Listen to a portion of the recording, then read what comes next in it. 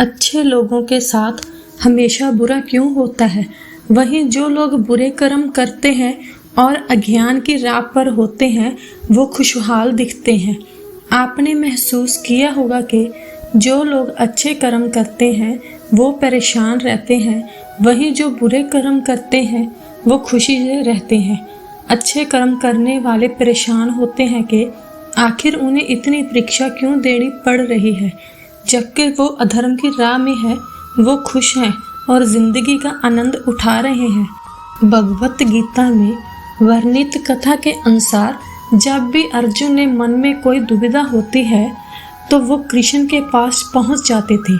एक बार की बात है, अर्जुन भगवान श्री कृष्ण के समीप आकर कहा कि वो दुविधा में है और इसका जवाब वो श्री कृष्ण से ही चाहते हैं। श्री कृष्ण ने पूछा कि क्या सवाल है? अर्जुन ने कहा, मुझे ये जानना है कि अच्छे लोगों के साथ हमेशा बुरा ही क्यों होता है, वहीं बुरे लोग खुशहाल दिखते हैं। अर्जुन के मुंह से ऐसी बातें सुनकर श्री कृष्ण मुस्कुराए और कहा, मनुष्य जैसा सोचता है और महसूस करता है वैसा कुछ नहीं होता, बल्कि अज्ञानता की वजह से वो सच्चाई नहीं समझ पाता। अर्जुन की उनकी ये बात समझ नहीं पाए। इसके बाद श्री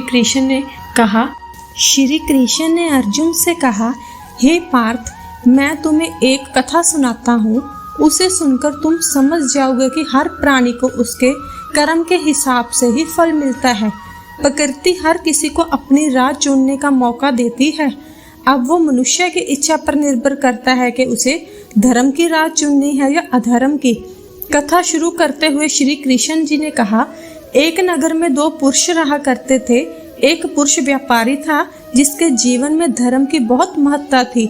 वो पूजा पाठ में यकीन रखता था।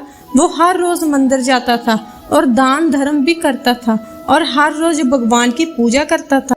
वहीं दूसरा पुरुष बिल्कुल विपरीत था।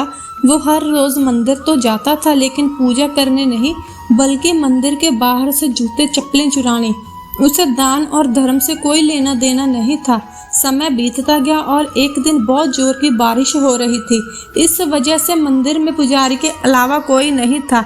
यह बात जब दूसरे पुरुष को पता चली तो उसने कहा कि यह सही मौका है मंदिर का धन चुराने का। पंडित से नजर बचाकर उसने मंदिर का सारा धन चुरा लिया। उसी समय धर्म कर्म में विश्वास रखने वाला व्यक्ति भी मंदिर पहुंचा।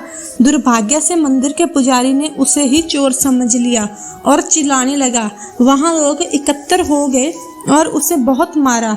किसी तरह वो बचते बचाते वहां से निकला तो दुर्भाग्य ने उसका साथ वहां भी नहीं छोड़ा। मंदिर के बाहर वो एक गाड़ी से टकरा गया और घायल हो गया। फिर वो व्यापारी लंगड़ाते हुए घर जाने लगा तो रास्ते में उसकी मुलाकात उस पुरुष से हुई जिसने मंदिर से धन चुराया था। उसने कहा, आज तो मेरी किस्मत चमक गई, एक साथ इतना सारा धन मिल गया। यह सब देखकर उसे बहुत बुरा लगा और उसने अपने घर से भगवान की सारी तस्वीरें निकाल दी। कुछ सालों बाद दोनों पुरुषों की मृत्यु हो गई। मरने के बाद जब दोनों यमराज की सभा में पहुंचे और भले पुरुष ने दूसरे व्यक्ति को देखा तो उसे बहुत गुस्सा आया। उसने क्रोधित होकर यमराज से पूछ ही लिया, मैं तो हमेशा अच्छे कर्म करता था, दान में विश्वास रखता था, उसके बदले जीवन भर मुझे अपमान और दर्द ही मिला और इस व्यक्ति को नोटों से भरी पोटली। आखिर ऐसा भेदभाव क्यों? इस पर यमराज ने कहा, पुत्र, तुम गलत समझ रहे हो। जिस दिन तुम्हारी गाड़ी से टक्कर हुई थी वो दिन तुम्हारे जीवन का आखिरी दिन था, परंतु तुम्हारे अच्छे कर्मों की वजह से तुम्हारी मौत सिर्फ एक छोटी सी चोट में बदल गई। तुम इस दुष्ट व्यक्ति के बारे में जानना चाहते हो? दरअसल इसके भाग्य में राजयोग था, मगर इसके कर्मों और अधर्म की वजह से वो सिर्फ एक छोटी सी धन की पोटली में ही बदल गया। कथा सुनने के बाद श्री कृष्ण ने अर्जुन से कहा, पार्थ, क्या अब तुम्हारे सवाल का जवाब मिल गया? ऐसा सोचना कि भगवान तुम्हें कर्मों को नजरअंदाज कर रहे हैं, यह बिल्कुल भी सत्य नहीं है। भगवान हमें कब क्या किस रूप में दे रहा है मनुष्य को समझ में नहीं आता, मगर आप अच्छे कर्म करते रहें तो भगवान की कृपा हमेशा बनी रहती है। इसलिए अपने अच्छे कर्मों को बदलना नहीं चाहिए, क्योंकि उसका फल हमें इसी जीवन में मिलता है। इसलिए मनुष्य का फर्ज है कि वो हमेशा अच्छे कर्म करते रहे, क्योंकि श्री कृष्ण ने गीता में भी बताया है कि किसी के द्वारा किया गया कर्म बेकार नहीं जाता, चाहे वो अच्छा